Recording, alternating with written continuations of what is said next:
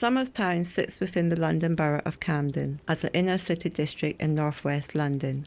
It is crammed between the two railway termini of Euston and St Pancras International, from which the area has taken heavy influence.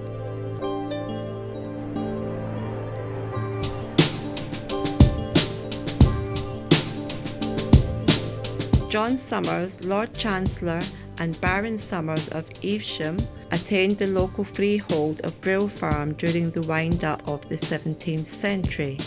A century later saw Frenchman Jacob Leroux lease the farm from the Somers family with plans for development of it into what is now known as Somers Town.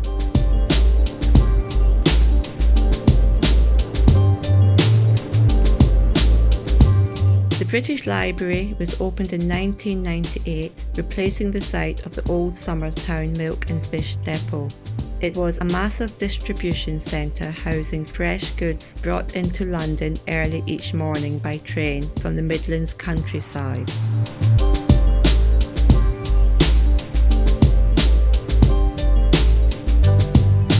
The library today is famous for its red brick exterior. An extension is currently undergoing planning to expand the library into a creative institution that intends to be one of a kind anywhere in the world.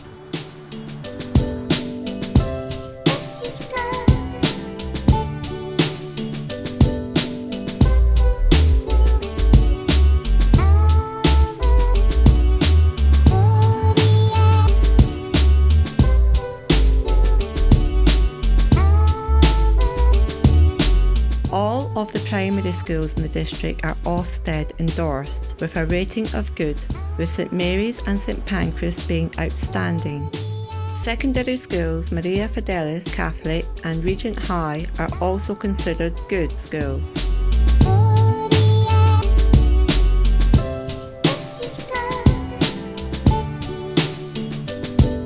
The area is extremely well connected for transport county-wide, with almost half of all tube lines serving it within walking distance, as well as two of London's termini, Euston and King's Cross.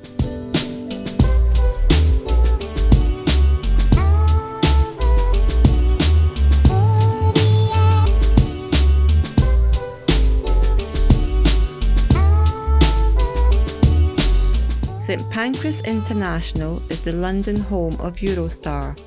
Work has also begun on the state-of-the-art High-Speed 2 London to Birmingham line construction, with a view to help rebalance the UK economy. The 140 miles of dedicated track will pass through 32 miles of tunnels and 10 miles worth of viaducts.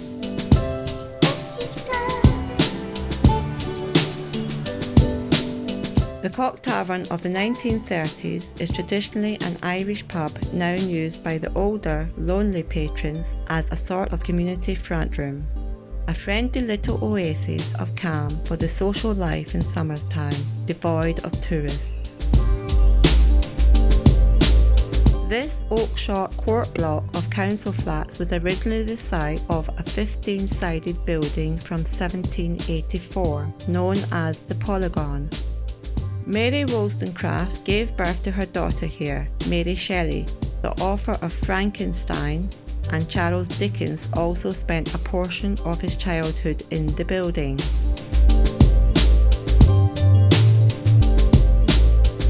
Trinidad-born Pan-Africanist and leading political thinker George Padmore lived at 22 Cranley Street for 16 years, as commemorated by a Nubian Jack Community Trust plaque. His and his comrades' actions dominate the local history of British connections to the Caribbean. Padmore envisioned a world unburdened from the arrogance and tribulation of empires, but dedicated to equality, solidarity, and hope.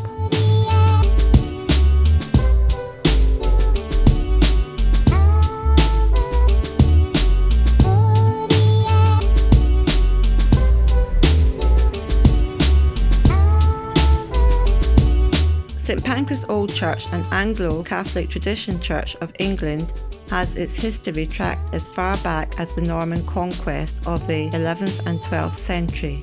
At the north side of the building, you can see part of the exposed Norman masonry, despite the building having been restored a few times since 1847.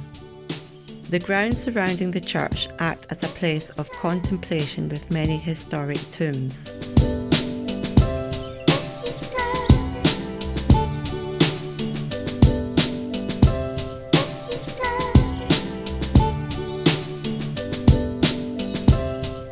To make way for the introduction of St Pancras Station, Victorian classic novelist Thomas Hardy, author of Far From the Madding Crowd, was given the gruesome task of digging up the dead bodies in the graveyard for burial elsewhere. Supposedly at a loose end with the dozens of leftover gravestones, he arranged for an ash tree to be encircled with them overlapping each other around the roots.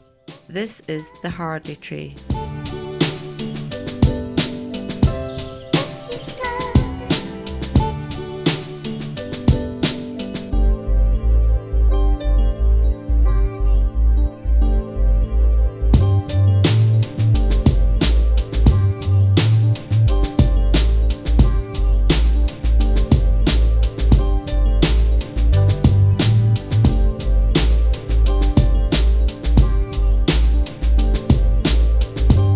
The Francis Crick Institute of 2016 adds a modern touch to complement the area with its iconic presence. Founded by the Medical Research Council, Cancer Research UK and the University College London, it has become world-class as a leading research centre in the UK surrounding biomedical science.